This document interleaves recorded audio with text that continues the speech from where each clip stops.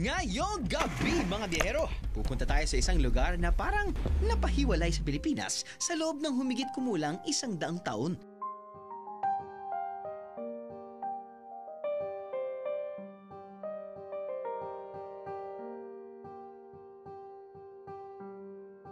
Binansagang The Land of No Return. Kilalanin natin ang Culion Island sa Palawan. Ano? Sama ka sa biyahe ko?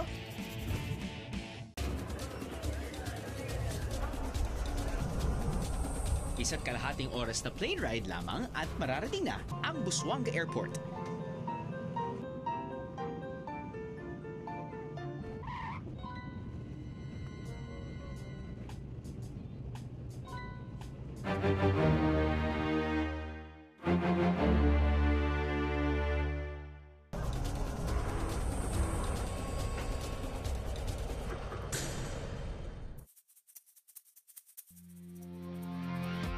Matapos ang isang oras na land trip, aabot ka naman sa Coron Port, ang gateway to Culion Island.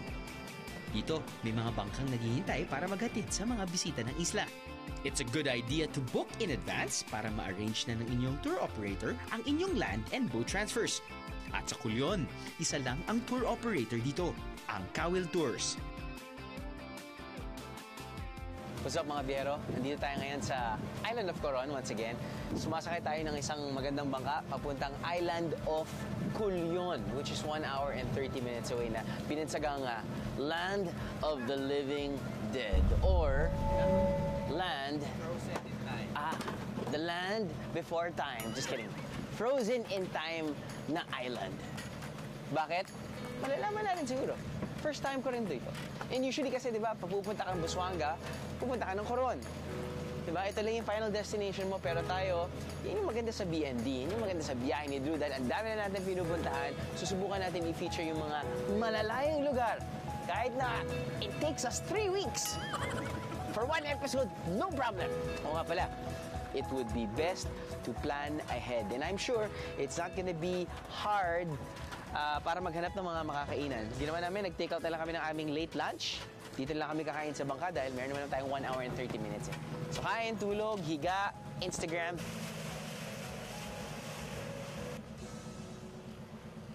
So sobrang nasanay na kaming sumasakay sa mga bangka. Nalalaki na ako talaga sa bangka na ganito. Feeling ko parang yate na to. Feeling ko parang yaman-yaman namin. Tignan natin mamaya sa alon.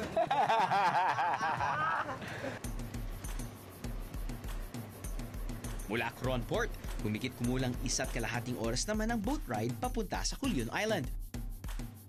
Complete adventure talaga ang biyaheng to. By air, by land, and by sea.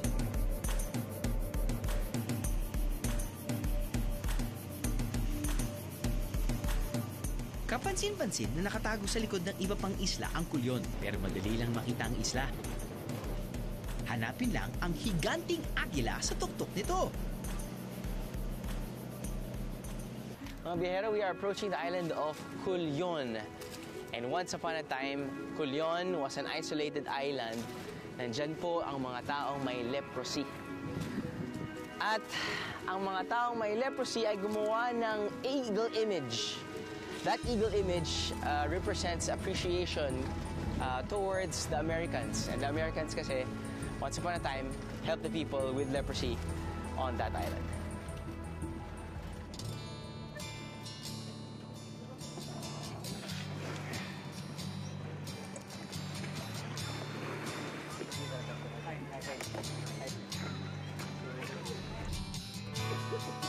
Ang leprosy ay isang sakit sa balat na noong early 1900s ay hindi pa nahahanapan ng lunas o gamot.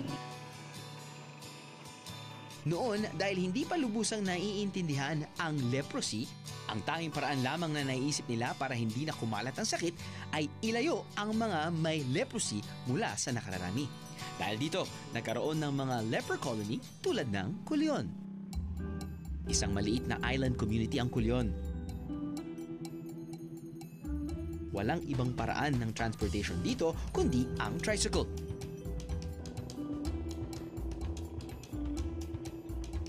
Pero kung masipag-sipag ka, pwede mo rin naman daw malibot ang isla kahit naglalakad lang. So, sabi nila, sa sobrang liit daw ng isla ng Culion, malalakad mo to in 2 hours. Ito 2 hours and 30 minutes. Ito 2 hours. Ito 1 hour. Once upon a time, yung mga Amerikano, naisip nila na ang dami palang Pilipino na may sakit na leprosy. So ginawa nila, kinuha nila yung mga taong may sakit na leprosy from different parts of the Philippines. And they found an island na medyo isolated na hindi dinadaanan ng mga barko. Nahanap nila ang Island of Culion. And ito, nakikita natin sa harapan ko ay ang Culion Monument. This is actually the spot wherein dito dumating yung first batch of people with leprosy. Back in May 27, 1906. So, back to the story. So, nandito na yung mga taong may sakit na leprosy coming from different parts of the Philippines. Kaya binansagan din itong Island of Culion na Little Philippines. Dahil meron tayong mga Ilocano, may Bisaya, may Batanggenyo, and so on and so forth. So, ano ang main language nila? Chinese.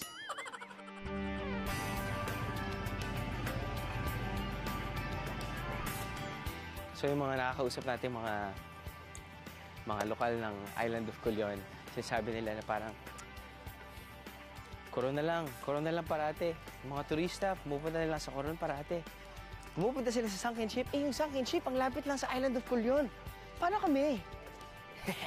Ayos lang yan. Kaya nandito tayo ngayon para masimulaan natin yung, I guess, paglalakbay or pag-explore sa Island of Culion. Ano nga ba magagawa dito? Let's go! Pasok na tayo, guys! Huli na tayo sa eskwelahan! Para sa simpleng biyaherong katulad ko, ano nga ba ang pwedeng gawin dito sa Culion? Well, marami. Una na riyan ang diving.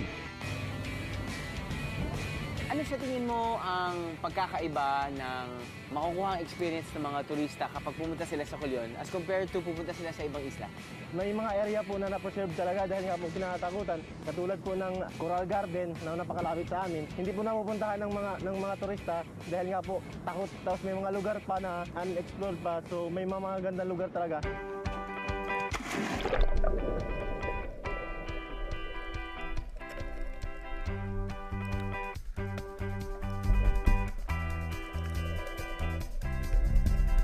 Para sa appetizer, kumbaga, pwede kayong mag-snorkeling sa Crowning Glory Reef.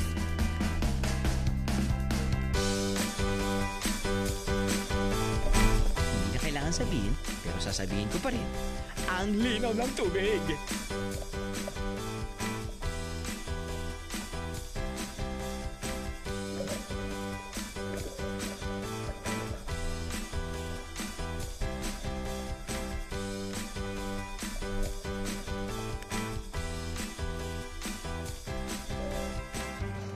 Yung binisita natin ngayon, tinatawag nilang Crowning Glory.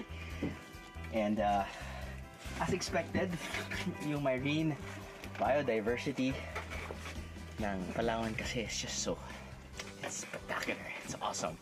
Buhay na buhay yung corals, no? It's very, very rich in different fishes. Pag sinabi mong Palawan, sobrang klaro yung tubig. So sa sobrang klaro ng tubig, kitang-kita mo talaga kung anong gusto mong makita sa ilalim ng tubig. Kung feeling a little more adventurous kayo, try snorkeling beside a sunken ship.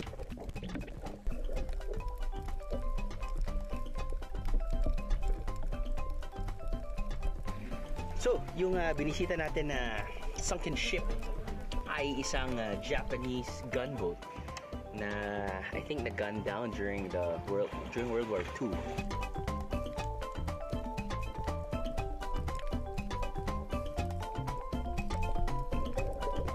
Ito kasi kitang-kita mo na just a couple of feet actually from the surface.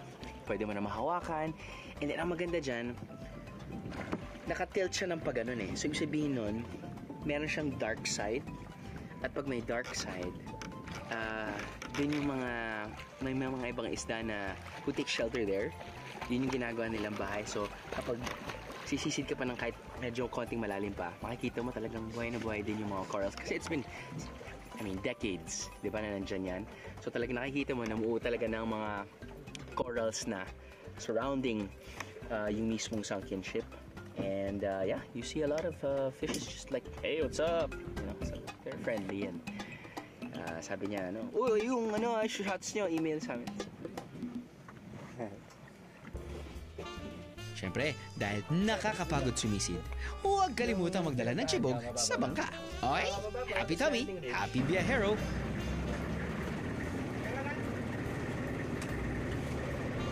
When we return, did somebody say chibog? Lantakan natin ang pagkain na marami sa isla. Seafood! And much later, let's try some strong Tagbanwa coffee. Walang asu-asukal. That's kape ala Tagbanwa. Inom tayo, Chong. Sama ka sa biyahe ko? Sama ka sa biyahe ko?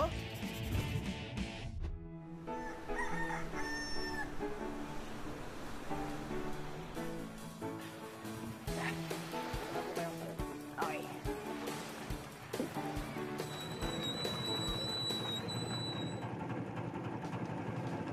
So, mga biyahero, ano nga ba ang isla ng Culion? Na apparently, once upon a time, starting 1906, ginawa itong leper colony. That's right, isolated island siya. At dito nilagay yung mga taong may sakit ng leprosy back in the day. But back in 2006, that's like, man, after 100 years, sinabi ng World Health Organization na this island of Culion is actually free from leprosy. I think fast forward to a couple of years later, probably 2 or 3 years later, may nagtayo na ng hotel, which is Hotel Maya. And the area where I am paddling right now is actually called Languyang Bayan. Ito dati kasi bago na nasira ng bagyong Yolanda, ito may breakwater dyan eh. So yung mga tao, lalo na tuwing weekends, dito sila lumalangoy dahil wala masyadong alon, dito sila nagsasaya-saya. But anyway, going back to the island of Culion, maski ako mismo, I'm still, I guess, bewildered. I'm still very, very curious kung anong may experience natin sa ating paglalakbay dito sa Culion. Speaking of hotels, huwag mag-alala dahil kahit maliit ang isla ng Culion, may hotels and inns dito to accept guests. Ang maganda rito, mula sa lahat ng hotel, may amazing view of the sea. Pasok kayo dito sa aking kwarto. Simple lang naman.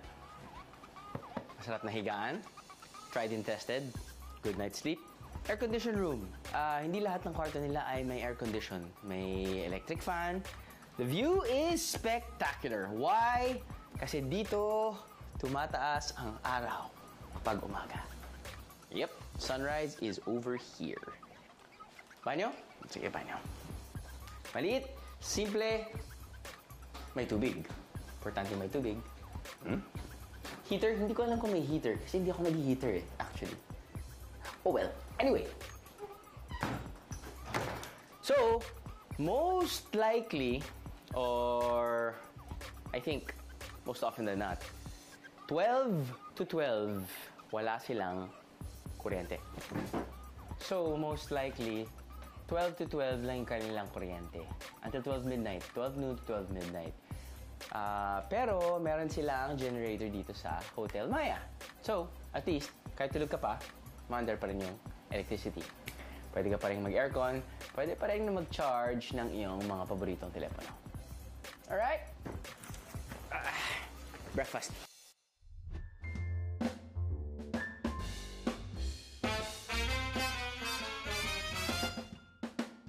Good morning, mga biyero. Good morning from the once upon a time isolated island of Culion. At nasarapan natin ay ang kakainin natin for breakfast. Fruits, omelette, pero ito ang hindi ko pa natitikman. Ballpen pusit. I think their version of dried pusit. Cooked in 2 ways. One, deep fried. Ito, deep fried with sugar. Unahin muna natin yung walang sugar. So, dinide nila. Parang danggit siguro. Dinedry muna, tapos nun, dini-deep fry.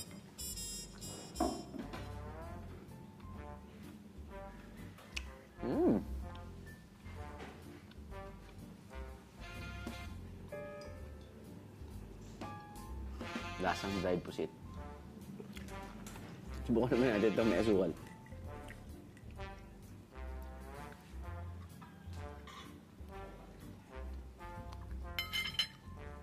Tuloy laki ko.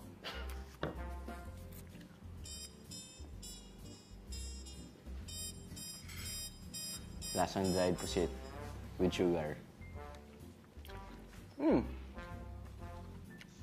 Parang mas gusto ko to dahil may alit na siya, tapos maglalagay ka ng tamis. Bakit? Palito pang pasulubong. Ayos, yan tayo almusal. Siyempre, ang masarap na kasabay ng almusal, mainit na kape.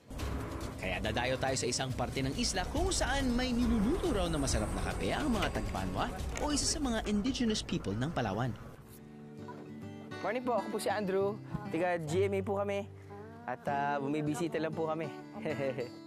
Isa si Ma'am Lilia Diaz sa dalawang gurong nagtuturo sa mga Tagbanwa. Humigit kumulang 40 taon na siyang nagtuturo at napansin niya ang kakaibang paggawa at pag-inom ng kape ng mga Tagbanwa.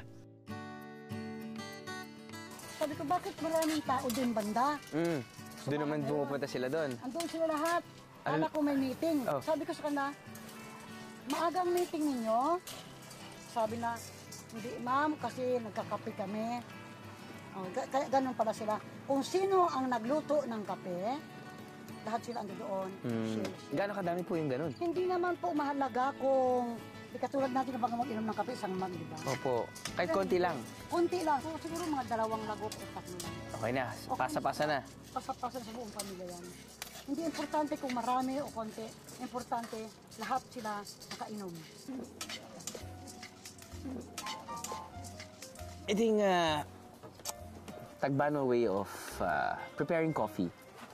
From the raw coffee beans, niro-roast nila in high heat for nearly an hour. Tapos then after that, ibubuhusan ni ate yung yung brown sugar. Nakikita mo from yung medyo light brown color of the raw coffee beans. Tapos nun dahil umiinit na siya, medyo konting a bit nasusunog na siya, nagiging slightly dark. At ngayon, dahil hinaluan na nga rin siya ng brown sugar, medyo nagiging caramelized na yung itsura. To the point na it's actually pretty dark brown or black. Pero parang gusto kong tikman eh.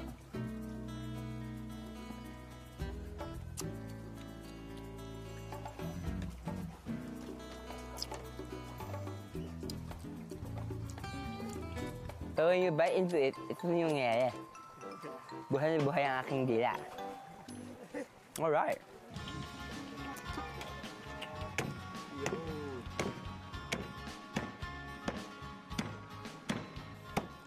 Kadalasang umaga niyo po iniinom ang kape? O kahit gabi? Kahit gabi, sir, kung mag-gusto magin, Eh di hindi nakakatulog mga tao. matulog. Matulog din. Ako,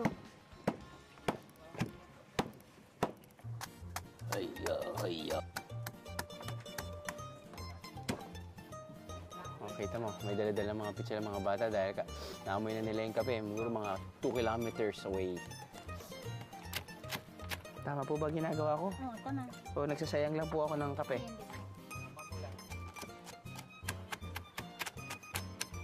Old-fashioned coffee grinder.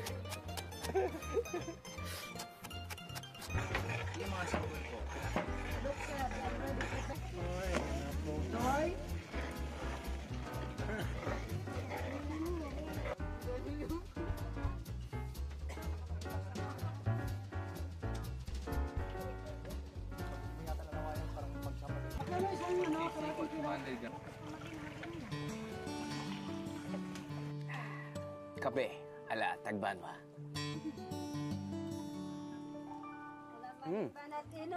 Ayun, no, may buo-buo pa.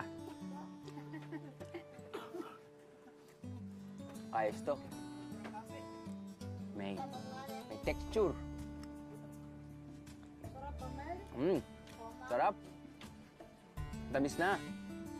At katulad na sinasabi namin sa inyo kanina, kapag nagluluto sila ng kape dito, ayun, dahil nga ang bango ng amoy ng kape,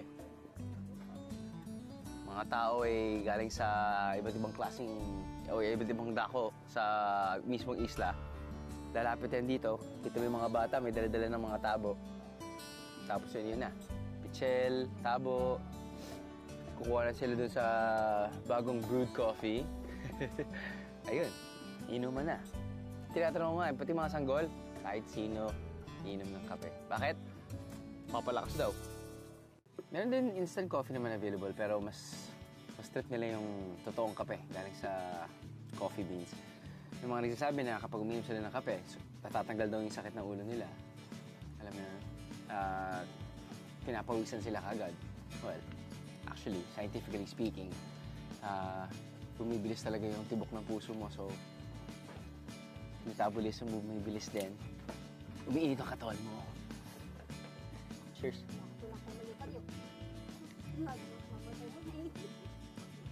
At nagiging masaya. Inom tayo, Chong. Inom ka po. Oh, cheer. Cheer. Cheers tayo. Siyempre from afar, makikita mo, it's really dark coffee. Okay, wala silang hinahalong gatas. Pagkahigop mo kagad, ito yung diniktik ng coffee. Coffee beans. Apparently, gusto din nila yun. May texture kapag uminom sila ng kape.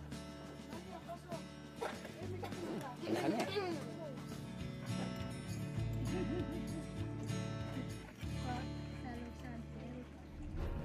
Mula almusal, diretso merienda naman tayo dahil isa raw sa pinaka-kinahihiligang delicacy nila rito, saktong-sakto, ang bibingkang Tagalog. Tuyo na yan, no? Tuyo na yan. Tuyo na. Pero bibisita tayo kay Ate Tonet. Si Ate Tonet ay isa sa mga nagagawa ng bibingkang Tagalog sa buong isla ng Culion. At kakausapin natin siya. Titikman natin siyempre kung gaano kasarap yung bibingkang Tagalog nila. Ate Tonet! Ang sinasabing bibingkang Tagalog, iyon palang biko kung tawagin sa Maynila o sinukmani naman sa Batangas. Ate Tonet, kamusta? Ayos naman? Okay. Nabalitaan namin na kayo po yung isa sa dalawa lang po na gumagawa ng bibingkang Tagalog dito sa buong mundo. Hindi. Pwede po ba natin matikman yung famous bibingkang Tagalog? So parang kayo po yung tinatawag na Miss BT. Okay, Miss BT. Paano niyo po ginagawa ang bibingkang Tagalog? Isain po muna yung malangkit. Opo. Tapos, pagtapos po saing, magpiga ng nyog. Piga ng nyog? Okay. Opo, tapos, ilagay na po siya sa kawa. Oo. Tapos po, ibuhos yung gata. Oo. Tapos asukal, kailangan po palatikin po siya. Okay. Latik po. Okay.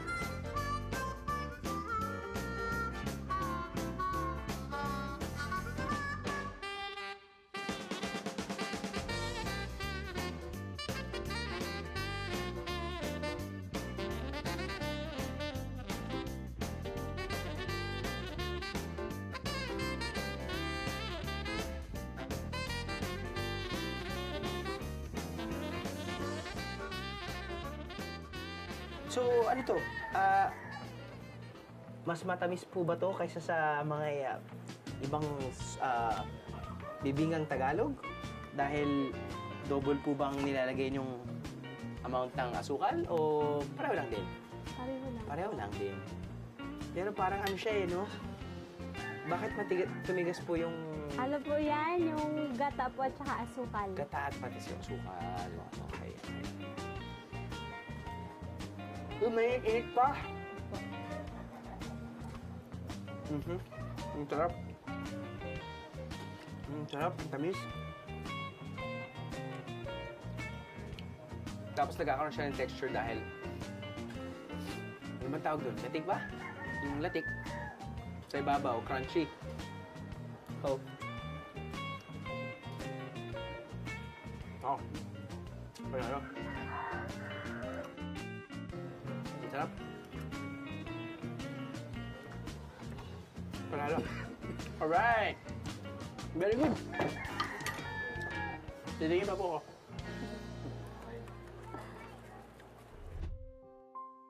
Up ahead, kilalanin natin ang ilang mukha ng Culion. Dati kasi ang problema nila is leprosy. Right. So what we did, we make the problem as a solution through tourism. Ano? Sama ka sa biyahe ko? Ano? Sama ka sa biyahe ko? Bukod sa snorkeling at pakikisalamuha sa mga tagbanwa, isa pa na pwedeng gawin ng mga turista dito sa Culion ay ang tinatawag nilang voluntourism. Ang voluntourism ay isang paraan ng turismo kung saan hinihikayat na mag-volunteer ang mga tao para sa ilang proyekto ng komunidad. Isa sa mga pwedeng gawin ay ang pagtatanim ng mangrove o bakawan. Ang ginagawa namin is, isa lang to, yung mangrove planting, coastal cleanup, tapos another is yung coral gardening. Simple lang ang pagtatanim ng mga bakawan pero malaki ang naitutulong ng mga ito laban sa storm surge. Ito po yung Prophageus, yung seedlings ng mangroves. Una, ang nakakatawa kasi doon, una medyo alangan dahil nga brackish, maputik. But nung nandun ka na mismo, ikaw na mismo yung magtatanim, iba yung iba yung response na eh. Kumbaga nakadikit ka na sa nature na parang dati nag-iinarte ka pa, yung may mga ganong guest. But nung nandun na sila mismo sa area, doon nila intindihan gaano kahalaga. Be a hero! Be a hero!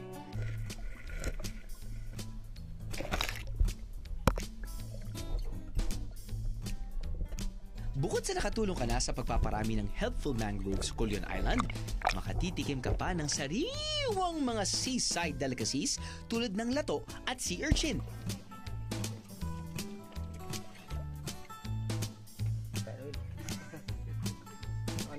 Nagkakabit at dilutan na.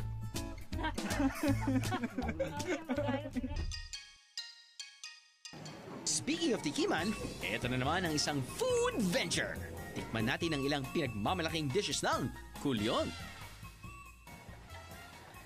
It's good to know na kahit sa liit ng isla at dahil hindi pa nga talaga to isang tourist destination per se, makakahanap tayo ng isang restaurant katulad dito sa New Safari Restaurant.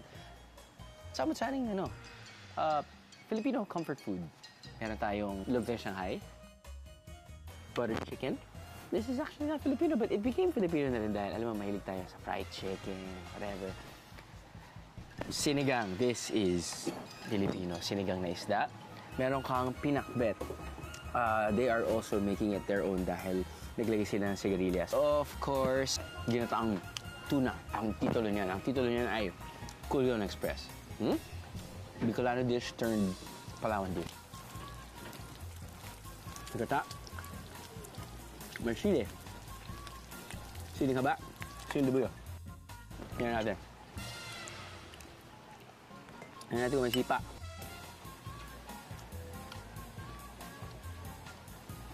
May konti.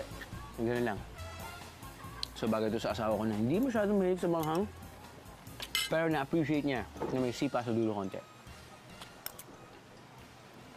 Kanta.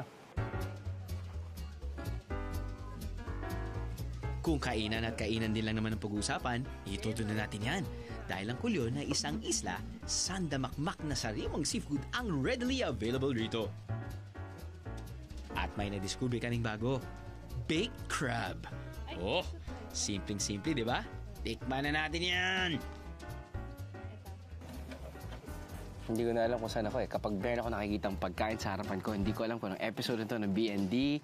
Every week na lang, nag-feature kami ng mga iba't ibang klaseng pagkain. Seafood, karne, seafood, karne.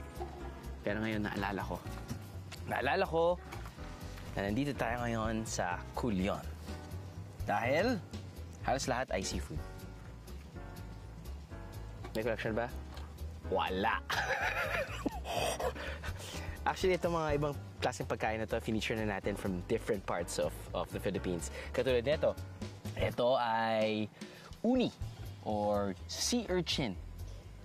Nag-farm tayo, nag-harvest tayo nito just a couple of weeks ago sa Sorsogon.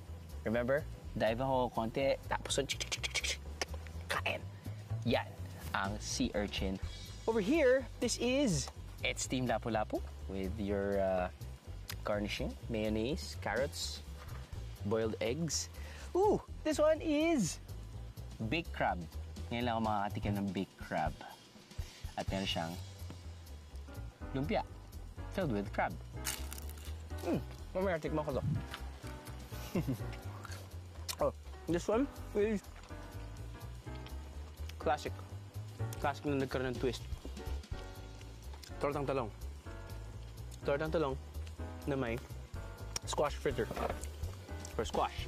Doon sa ibabaw niya. Ooh, this is a very, like, type of comfort food. Sarapan yan. Lato. Namitas tayo nito sa Sorsogon din. Wow, okay. Very far from here, but this one is called Suliyap.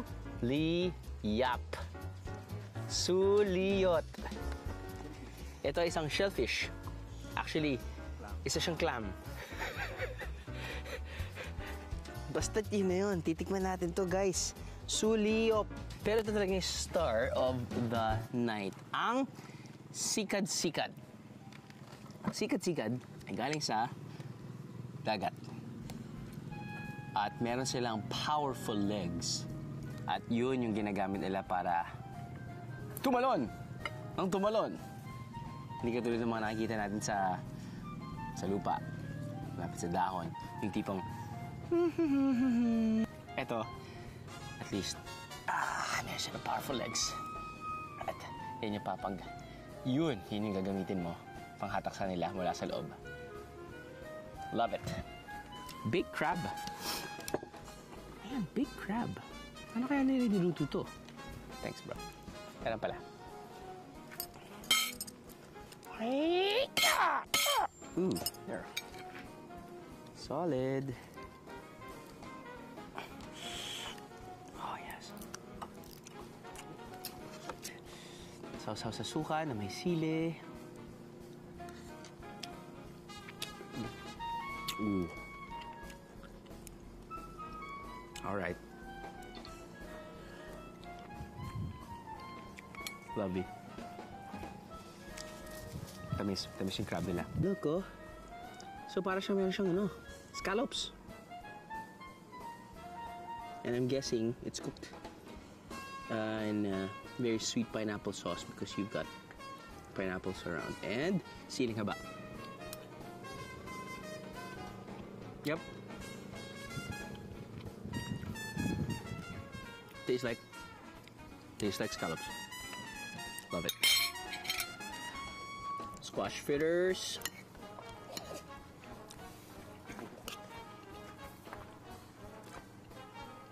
There you go. Comfort food. Magiging sarap na side dish kapag kumakain ka ng something maalat. Kasi ito swabe na eh. Dito maalat eh. Diba? Kaya ka lang side dish na gusto mong isubo kasama ng kanin. Ito to. Back to this one. Oh, no. Almost forgot. Sigang-sigang. Sikat-sikat. Okay, sorry. Sikat-sikat. Smell it? Ooh, smells fishy. Dip. Tastes like squid.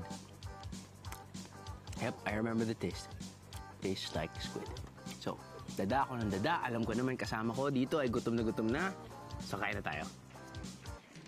Sa konting panahon natin sa Culion, masasabing natikman na natin ng bahagya at nasilip ang kulay ng buhay sa islang ito. Pero bilang biyahero, makikilala natin ng mas mabuti ang lugar kung makikipagkwentuhan tayo sa mga taga rito mismo.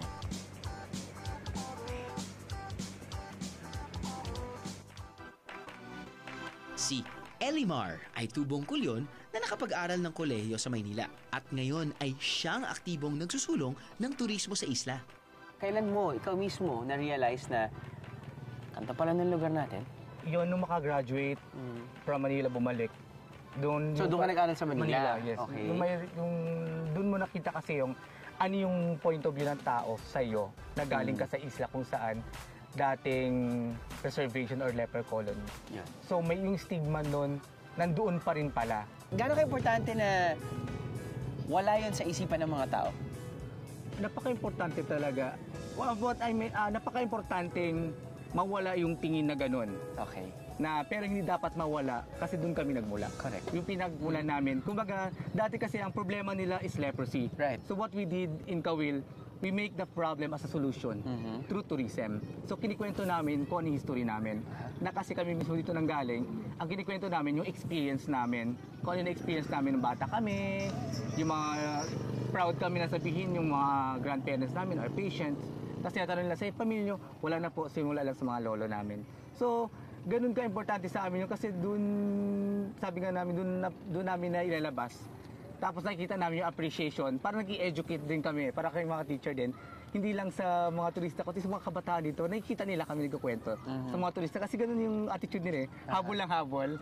So, sunod sila sa mga turista. So, narinig nila yung kinikwento namin ng paulit-ulit.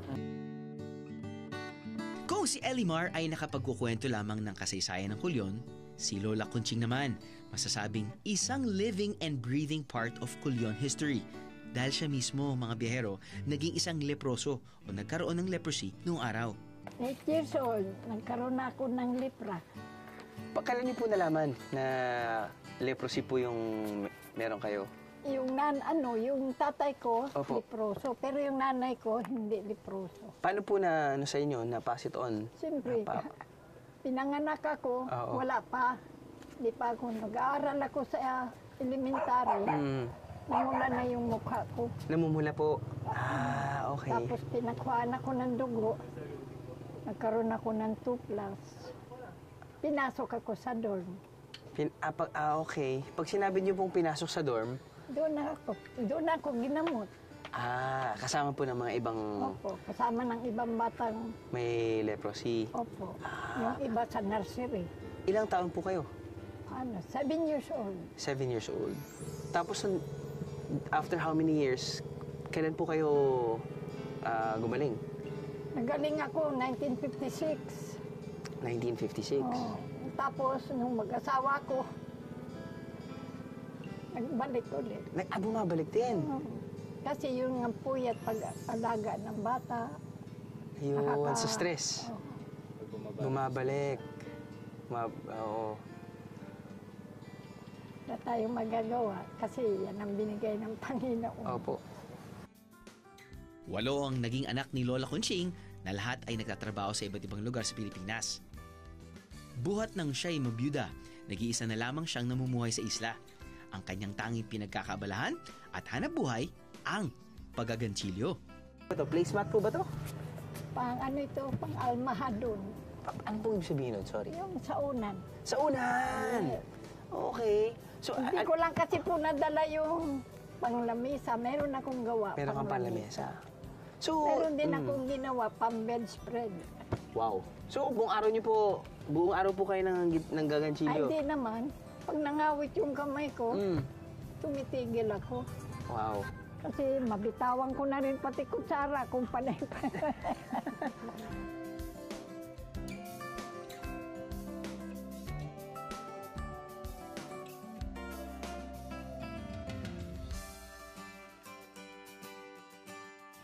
Ano?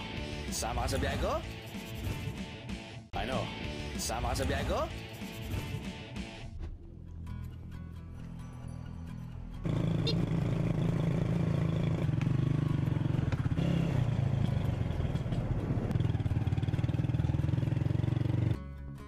The island of Kulyon, Palawan, an island seemingly isolated from the rest of the Philippines for almost a century.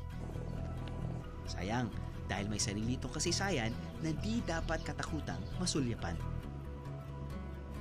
Alam niyo bang parang maging tunay na isolated ito mula sa Pilipinas, nagkaroon sila ng sariling pera na sa isla lang ginagamit?